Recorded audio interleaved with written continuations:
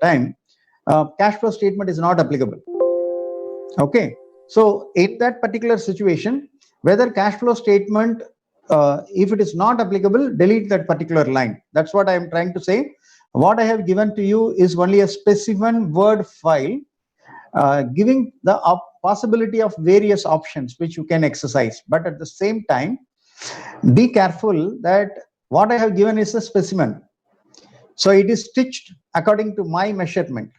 It may not fit to you, but you can alter that to suit your requirement. So please be cautious, and I'm giving a caveat saying that it has to be amended according to the fact pattern of your client and the circumstances under which you are doing the audit. And what is the nature of the client's business will also determine certain changes. Please make the required changes in the format. Don't think that this is a Bible which should not be touched. It is only a skeleton or specimen which I have given. The second paragraph says basis for opinion. This is also interesting. Previously, only if you are qualifying our audit opinion, we will say what is the basis for qualification, what is the basis for disclaimer of opinion, what is the basis for adverse opinion. Whereas here it says even if you are giving a clean opinion, you should give the basis of opinion. In the basis of opinion, two things are being done. One is you are confirming that you are independent of the company and you are complying with the code of ethics issued by the institute and the ethical requirement under the Companies Act. So you are saying you are independent auditor. That means you are not related or you are not doing any management function to the client, and you are not doing any prohibited services under section 144 of the Companies Act. So you are confirming explicitly. And secondly, you are also saying that we are covered by the code of ethics issued by the institute, and to that extent we have been complying with the ethical requirement under the act also. Once you have given this explicit comment, you cannot say that I don't know the law and I don't know that law. The user will interpret that I have to be an independent of the audit client. You cannot say, right? So that is one thing which you have to be careful. This is the second paragraph. And the third paragraph will be in respect of material uncertainty relating to going concern. Here you have to evaluate whether there could be a possible scenario where you have a doubt whether the entity could continue as a going concern. In COVID-19 situation, my suggestion is always do this particular validation and keep proper work papers how you have validated the going concern assumption of the client, and based on which you decide if there is an uncertainty relating to whether the entity will continue as a going concern, use this paragraph. If there is no uncertainty, simply forget about this paragraph, delete this and move on to that. So this gray shaded items are only if applicable has to be included. Somebody has asked a question on key audit matters. I said I will come back, right? Here I am talking about what do you mean by key audit matter. If you see that key audit matter is most significant in our audit of the current period. So what is an important issue which come during the current period, which we have, how we have handled that? That is what we are supposed to report. That means if I have passed an entry for actuarial valuation difference of 10,000 rupees, that is not a key audit matter. Key audit matter should be the most significance. Please see the adjective. It is not even saying significance. It says most significant in the entire audit of the financial statement. That means something really, really important which has to go to the consideration of the client. What I have done is, it's a private limited company. So I have said this is not applicable since the entity is an unlisted company. That's what I have mentioned.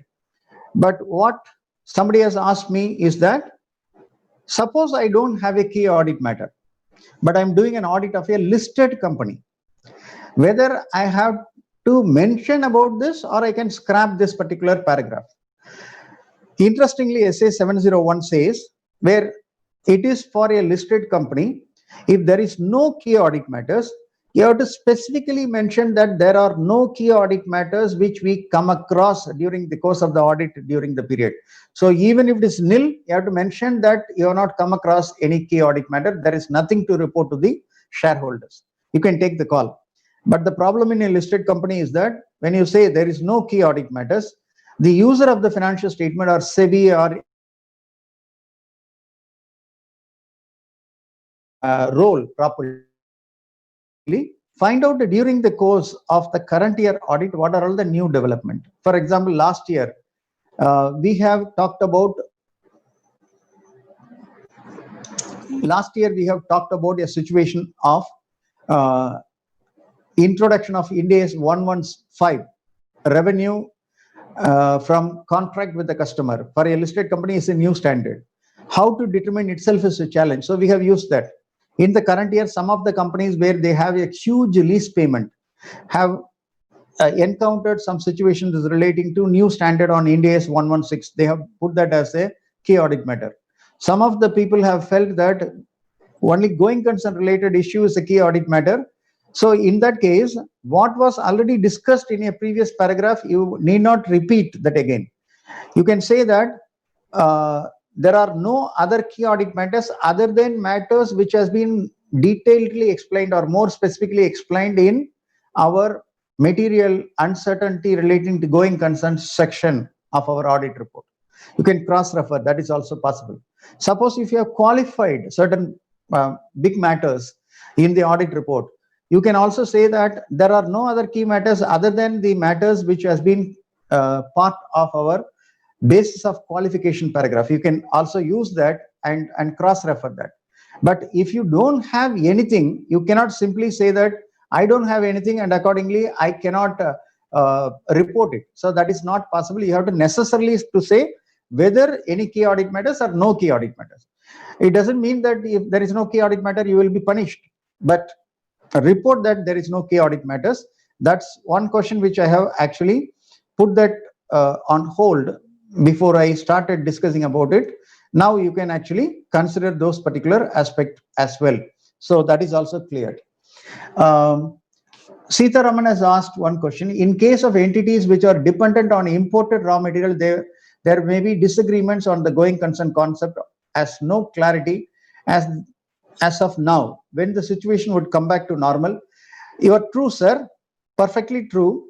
For example, in that particular situation, how to handle this scenario is one of the case where I have actually put this as part of my emphasis of matter. For example, we are talking about the company is confirming that carrying value of fixed asset, property, plant and equipment, investment, inventory, trade receivable, everything is collectible based on their study, and they are having a liquidity position at the year end 31st March. But what will happen subsequently is a questionable mark, right? So we have said in our client scenario, we have said, for example, I have used the word based on current indicators of future economic conditions. Company expects to recover the carrying amount, but continues to evaluate because there is a inherent uncertainty which is arising rapidly because of the COVID-19 pandemic. Use these words. This is actually the words which has been used in the guidance note issued by WSP. I have modified to a client scenario. So the company continues to monitor any material changes which is arising out of future economic conditions. And we are saying we are not qualifying at this point of time because the emphasis of matter is not a qualification.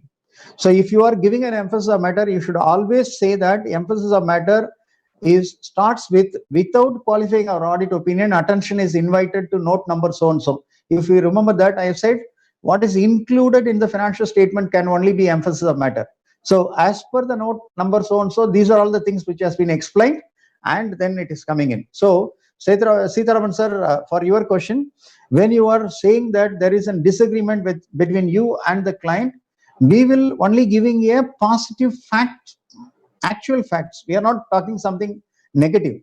We are saying there is an inherent risk. Tell them how you are seeing that there is no uncertainty. They will not be able to see. Even the government is struggling whether there is an uncertainty or not. So on that basis, you can actually give a confirmation on the key audit matters, sir. Paulo sir is asking, what would be the wordings of note 2? Share the same. Sir, note 2 is the financial statement which I have issued for one of the client. The note 2, maybe I will share to the note alone I will share to you. And also another note which we have talked about how the management has done relating to COVID-19. I will share the 2 notes there. Sorry, I should have given that also. When we concentrate on audit report, I was not looking at the financial statement. I will give you wordings of the note which we have included on the financial statement as well. Okay, that will help you to have this emphasis of matter. Coming to the next requirement is other matters. We said that the difference between emphasis of matter and the other matters is basically one particular point. That point is emphasis of matter is matter which is already included in the notes on account. That is, note 2 has included this matter. So we are emphasizing or inviting the attention to that particular note. Whereas other matters, if nothing is there in the financial statement, but you wanted to say that this is what I have done, or this is what the management has done, this is the way in which we have concluded that entire work, and please see that there is some sort of limitation in the work which we have performed, and we have done an alternative procedure. So in that case, you can actually explain. Here I have used this COVID-19 related disclaimer, started with the March 24th lockdown, which was extended till June 30th, 2020 across India, which is restricted on physical visit. So in fact, this is what has happened from our bank audit report. There is an advisory which has been issued by the institute, you remember, for the bank audit, bank branch audit, where you are doing distance audit or remote audit or online audit under COVID-19 situation. I have referred that particular advisory here and saying that based on which we have carried out remote audit. And accordingly, whatever data provided by the management for the remote audit, whether it is correct or not, how I will know? We say that we have been represented by the management that it is correct, complete, reliable, and are directly taken from the accounting system without any further manual conversion. Of course, I have added these 3 lines according to my experience. Because when you ask for the information, you are not knowing whether the information is matching with the books of accounts. Books of accounts, it's not matching, but in the financial statement, some adjustment has been done based on which this information is coming to you. Or out of the entries, there are some entries which has been removed, but you have been given the ledger dump. How you will be able to understand this? So we are trying to say that it has been directly taken from the accounting system and without any modification. So it's a complete, it is correct, it is reliable. So all this confirmation we have received from the management. I have added this as part of the audit report. I strongly suggest that in every client case, you can include this provided. Please understand, provided. This is very important. Provided you are doing the audit under lockdown situation. Suppose if you are going to do an audit of a private limited company, subsequent to lifting of the lockdown, you cannot use this particular wording, right? Suppose if you are doing the audit in September and every as a normalcy has been came in, and you can visit the client and you can verify everything, and you cannot put this particular disclaimer or particular matter which you wanted to emphasize not included in that, so I'm putting in other matters. Is it possible? No. This is applicable only where you are really doing a remote audit. So be careful that in case of remote audit, you can include this. If you are doing a physical audit, this matter is not at all required, because here I am saying I have done certain things and I have relied on certain information provided by the management for the purposes of audit, and we are not qualifying our audit report. This is not a qualification. So accordingly, you need not even worry about this particular situation. And again, I missed to point out this particular point to give the comfort to Sitharaman sir. Sitharaman sir was saying that there could be a possible disagreement. So that means management is not agreeing for the words. But we can convince them by saying, please see, I'm not qualifying your report.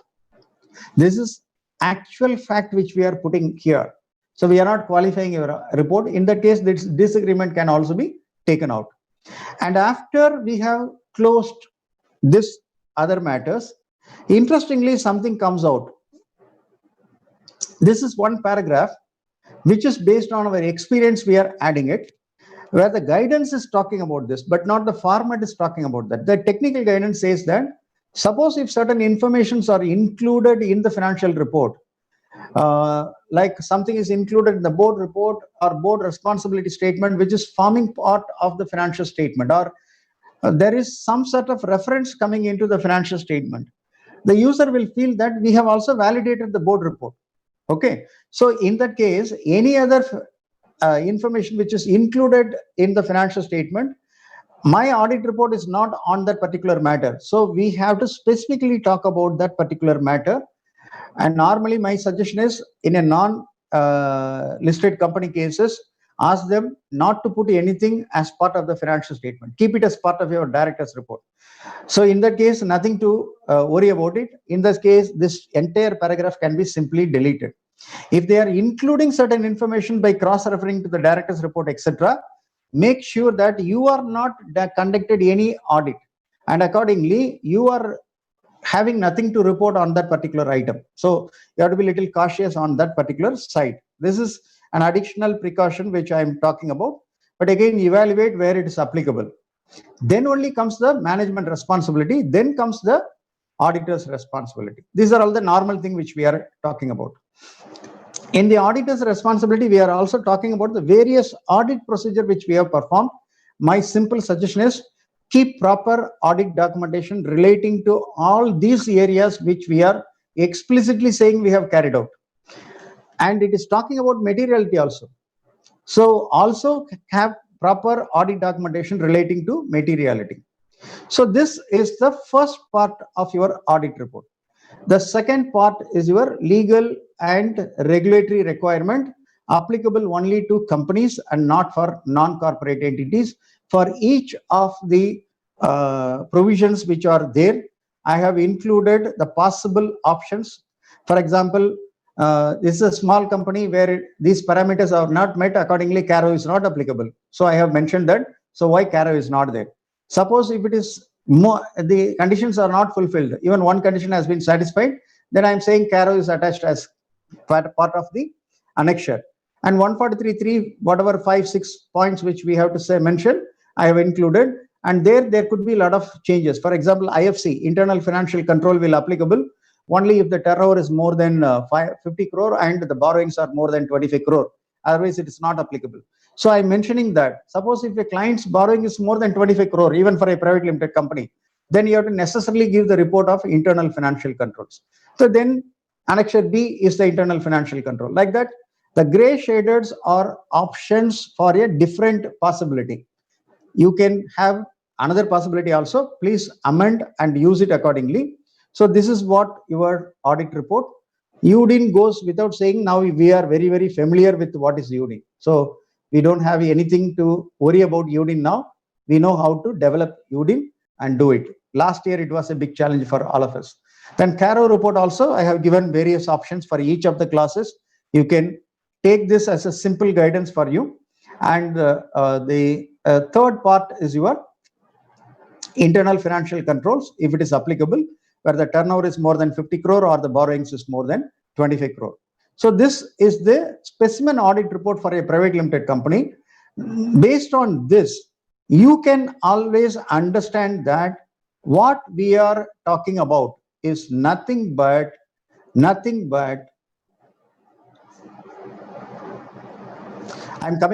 came back to the PPT. I think it will be visible now.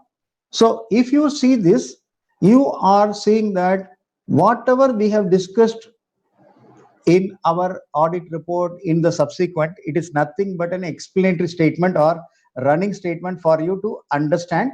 On that basis, you can take these slides as an explanation of whatever I have done with the physical or specimen copy of the audit report, title, paragraph headings, etc. Whatever we have to discuss, I have actually talked about this particular aspect. So going concern also we have talked about very detailedly, and going concern related issues also we have to specifically part of that. The format of the audit report I have explained in detail. Uncertainty on going concern also we have talked about. There is no change in the CARO and internal financial controls in the current period. Next year, CARO will be completely changed. That's what is going to happen. So that is the point which we have to consider as far as the audit report formats is concerned. Another question which is coming in is company engaged in tourism industry. Due to COVID-19 lockdown, there have been lot of cancellations and the company has to refund large money. Also, some of the advances paid are still lying with parties. Refund is impossible. Sir, this is Ramchandran sir, you have actually given a very, very relevant example in respect of COVID-19 situation. And especially in Kerala, where tourism is the major industry, right? So this type of situation is actually raising a big question on material uncertainty relating to going concern. The one slide, the last but one point, where there is an uncertainty relating to going concern, where refund has to be made, but what you have advanced cannot be cancelled. So in that particular situation, how the company is going to take the entire hit in the current year and on a go forward basis, how it will be able to turn around the entire business and be able to survive for the next 1 year. Okay, sometimes the situation is it can take short-term loans and manage, but long-term funding is not tied up. It may not be possible for you to conclude on going concern. So a lot of guidance is available on technical guide on SA 700, especially relating to going concern. What you have given, Ramchandran sir, is one of the good example. So in that case, what are all the audit procedure to be done? As per SA 570, which is talking about the going concern related issue, and do that and keep your audit documentation, which will help you to have a conclusion. Okay. This is what SA 570, which was revised, and it is asking you to put a separate paragraph on material uncertainty. We have discussed at length. What you are talking about is also equivalent to that. Suppose if you believe that material uncertainty, in your opinion, the company cannot follow the material going concern assumption, but management has followed the going concern assumption, then it is not an emphasis of matter or a matter of material uncertainty. You will use that as a qualification also in your audit report, saying that the appropriateness of adoption of going concern itself is questionable. You can actually make that particular point also. That's what I'm saying. And there are a lot of disclosure required to be made when there is a going concern assumption being impacted, or there is a doubt on material uncertainty. If that disclosure is missing, then qualification is warranted as per SA 705. So in that case, my suggestion is always ensure that you are taking into consideration whether it requires a qualification or it requires only a material uncertainty without qualification you have to include. Okay. The frequently asked questions I have already included in our discussion, whether still it's required, non-corporate entities, whether it is required. One thing which we have not calculated is whether for limited reviews, whether it the SA 700 has to be applied. No, only for audit it has to be applied.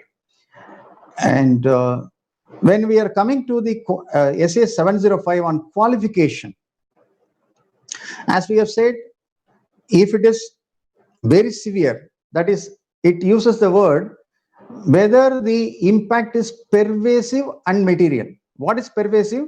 It impacts the whole of the financial statement.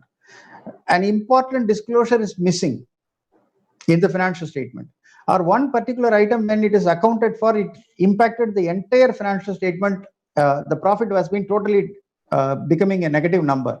So in those circumstances, it feels that it's not only material, it is pervasive to the entire financial statement. When it is pervasive, they are saying, for example, if the consideration is it is material but not pervasive, qualified opinion can be given. When it is material and pervasive, you have to give an adverse opinion. When it is a disclaimer of opinion, if you believe that it's material but not pervasive, you can still go for qualified opinion. If you believe that it's material and pervasive, you have to give a disclaimer of opinion.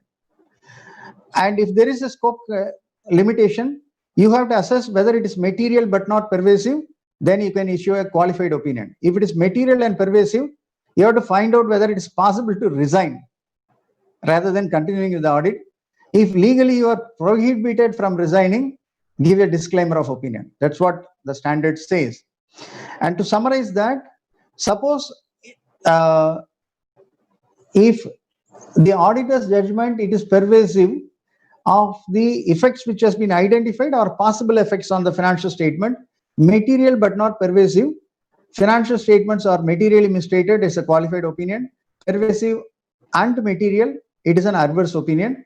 Inability to obtain because of scope limitation, pervasive and material, disclaimer of opinion, otherwise it will be a qualified opinion. So you have to decide what is the bucket in which you are falling and accordingly decide what is your format. What happens on a modified opinion? As I have already mentioned, nothing is different except this paragraph, opinion paragraph will change, and the basis for opinion paragraph will also change. You will explain why you are qualifying your audit report.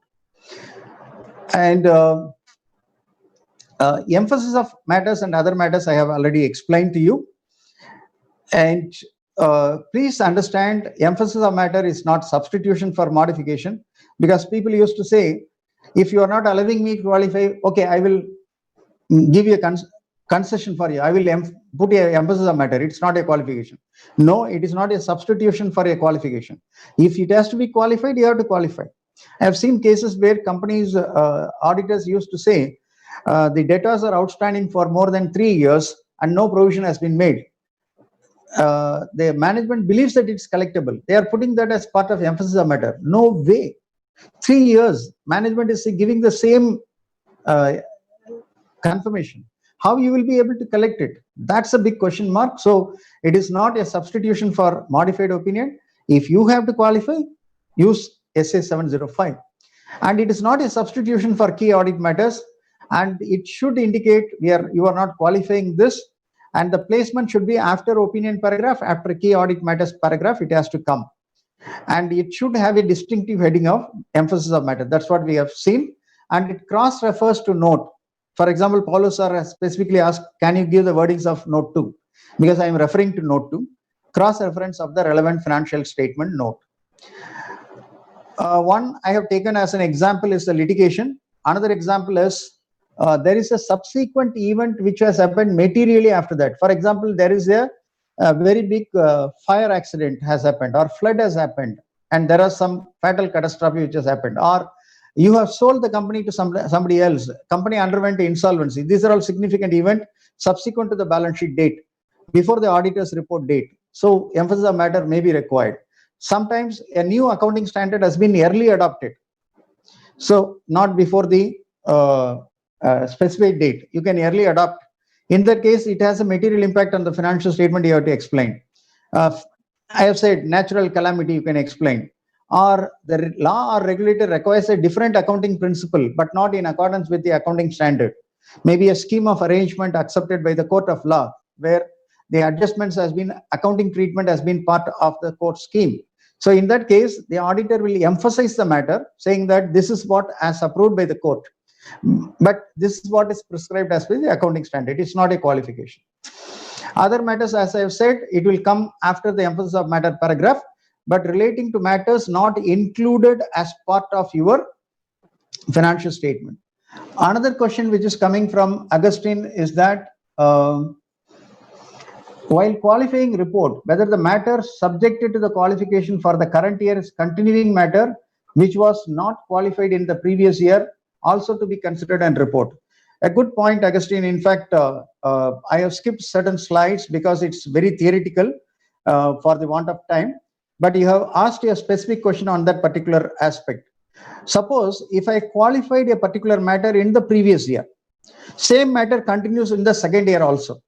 So in the current year, when I'm qualifying, the same matter is qualified in the previous year.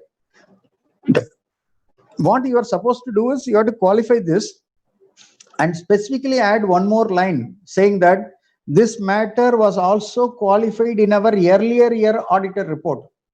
There is a specific requirement as per SA 705. If it is qualified already in the previous year, it is continuing as a qualification the current year. You have to specifically mention that it was qualified in the previous year also. Somebody used to ask me this question, sir, if I am qualifying a matter which was already qualified in the previous year. Can I put it like this? Basis of qualified opinion in that paragraph, in respect of the matters qualified in our earlier audit report dated so and so, the same matter continues in the current year also. Can I put it like that? I suggest no, for a simple reason. Every year is a distinctive period. Discrete information is being given. That means the last year information is closed with the last year audit report. This year it's a new information based on additional facts which are available. Put that information and then explain based on that this is qualified in the previous year. So reproduce the entire information and also say this also qualified in the previous year, so that a reference will not be unnecessarily given to the previous year's financial statement. Another question is coming from C.A. Subramania Iyer. Sir, whether going concern assessment required for non-corporate entities, how far auditor can rely on financial support, comfort letter from proprietor partners that money would be brought in as and when required? Sir, you have actually given me two points to be covered.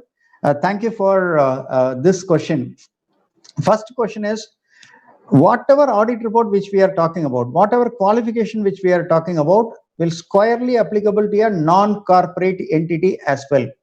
So when we are talking about a going concern issue in respect of a non-corporate entity, for example, a partnership firm, where it is continuously incurring losses and they are into an hospitality industry, because of COVID-19 situation, they are almost forced to close down its operations, or they are not able to sustain the losses. So they are stopping the entire operations. And you might have also heard a lot of hotel chains which are in proprietary business or partnership business or private limited companies structure. They are not able to manage to run it because the fixed cost during the close down period is very high, and they don't have the working capital requirement funded by the banks. So they are supposed to close down the operations for majority of its business.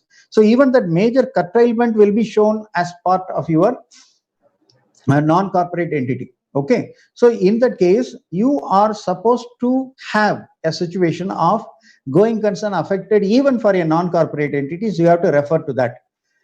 The second part of the question, you are talking about a comfort letter received from the partner and proprietor of the entity. First thing we have to understand that in a partnership firm, the liability is unlimited. In a proprietary unit, it's automatically it goes extended to your personal asset. So getting a comfort letter from the partner is not a relevant situation for the company's going concern assumption. Normally, the comfort letter is obtained by a private limited company from its directors or shareholders, because their liability is restricted up to the value of the share capital they have contributed. Over and above that, if there are any losses, how the losses has to be borne, whether they will infuse further funds is what is going to come. So where you have a partnership firm where two partners are not able to push in, but the other partners gives a comfort letter, that could be considered, but normally I believe that it is redundant for a simple reason. Automatically it is extended to the partner's personal assets, okay, because your liability is unlimited. Next question is there any specific audit report as per SAS for non-corporate entities? Sir, I have included two specimens, one for non-corporate entity, one for LLP also. So when you are doing an audit of an LLP, please use that particular format. When you're doing an audit of a non-corporate entity for a special purpose like bank or something like that, use that format. I have actually shared that format also. Continuation of previous auditor is not qualified, but the current auditor wants to qualify. Example, GST is not collected for a particular income of the previous year as well as current year, but the present auditor wants to qualify. The Augustine sir, your question is relating to, I have identified an error in the previous year where the previous auditor has not qualified, but you have identified this in the current year, which has an impact on the previous year number also, whether I have to qualify or not. Exactly, definitely you have to qualify. And there is one particular reference which I will make. There is a requirement for audit of opening balances. There is an SA, standards on auditing. If you are taking up the audit for the first time, or this is the change of audit, okay, you are supposed to do an audit of the opening balances. Do you got the comfort on the opening balances? Because when you are issuing an audit opinion, you are giving the comparative number also for the previous year. So you are holding responsibility even for that number.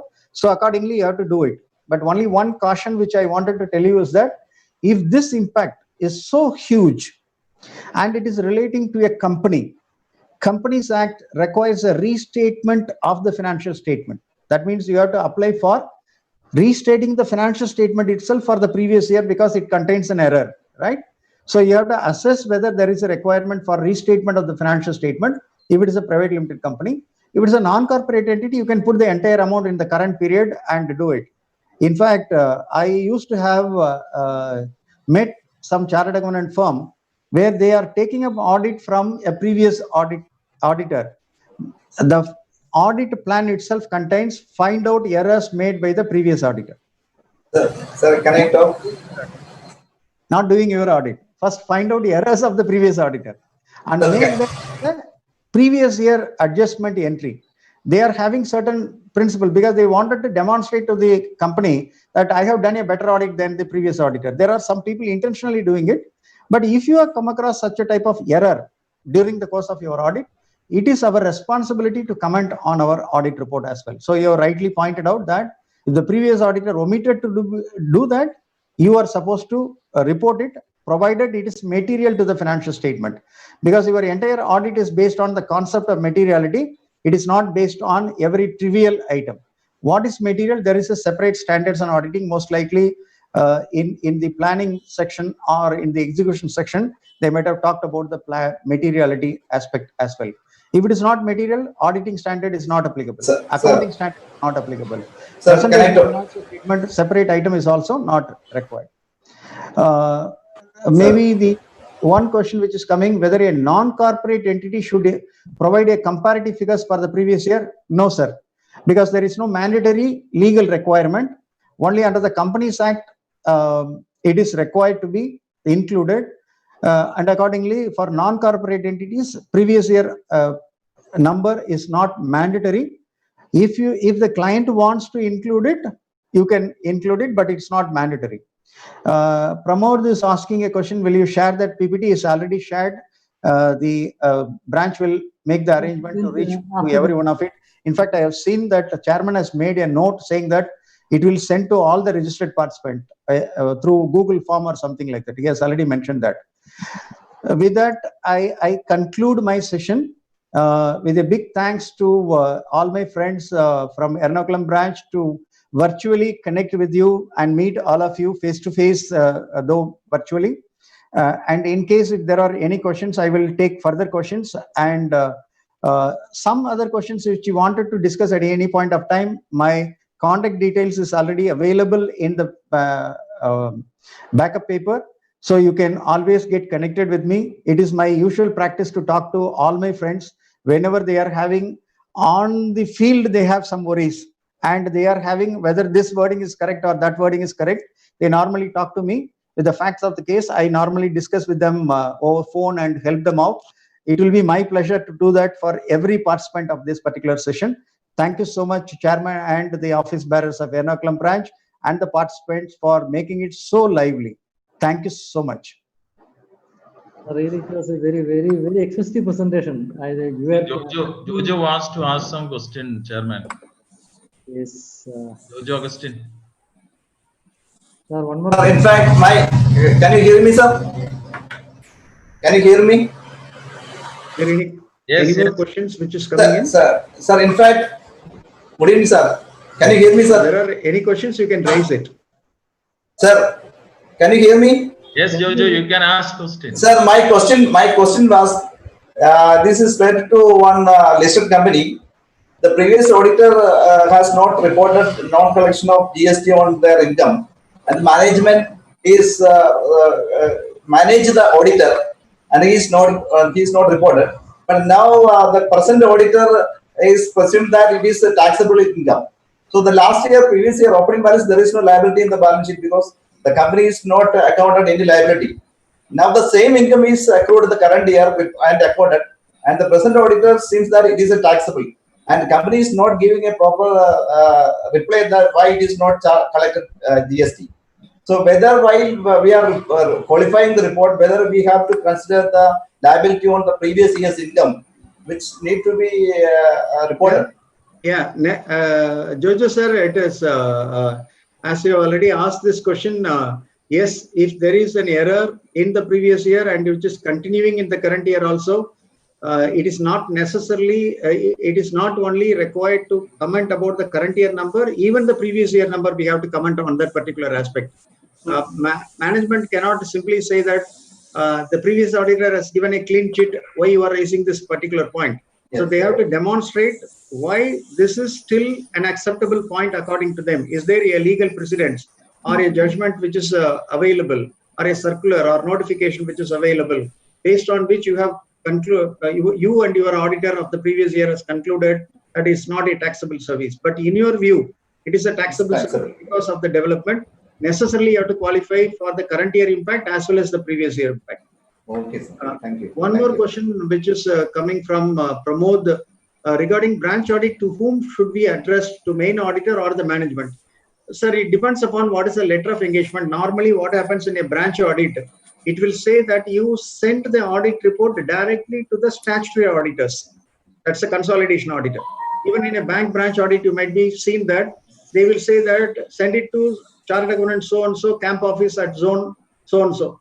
So depending upon the letter of engagement, which asks you what is your responsibility, if it says give it to the management for them to consolidate, you give it to the management. If it is reporting to another auditor, you address it to the other auditor, depending upon the letter of engagement, sir. I have it source, I think. Anyway, it was a really very, very useful and very exhaustive coverage of SA 700, 705 and 706. I think I think the members here always relish your presence here, because practically there are several questions and it is directly they can ask you and clear you.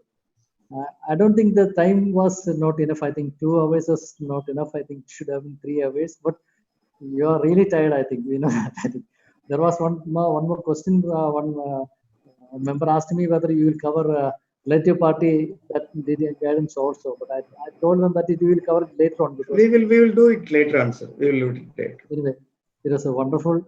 I request Jos to give the formal note of thanks and other announcements, please. Thank you, Chinnaswamy sir, for that wonderful presentation. It was really helpful for all the participants. Actually, the quality of audit now depends on implementation of essays. And today we are discussing about audit conclusions and reporting.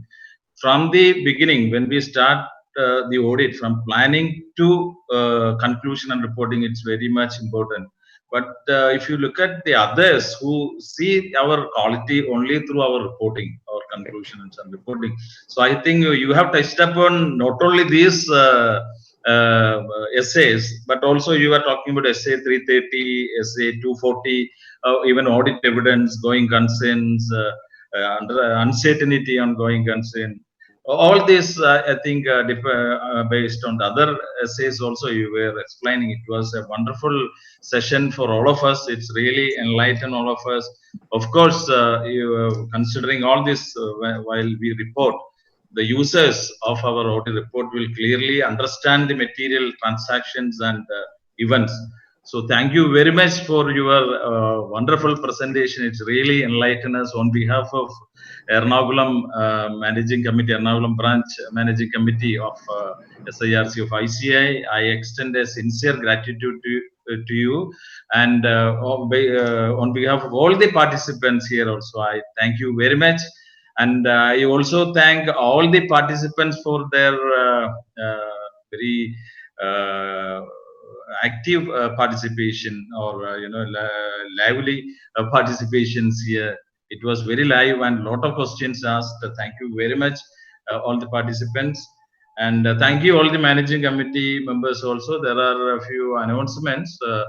As we informed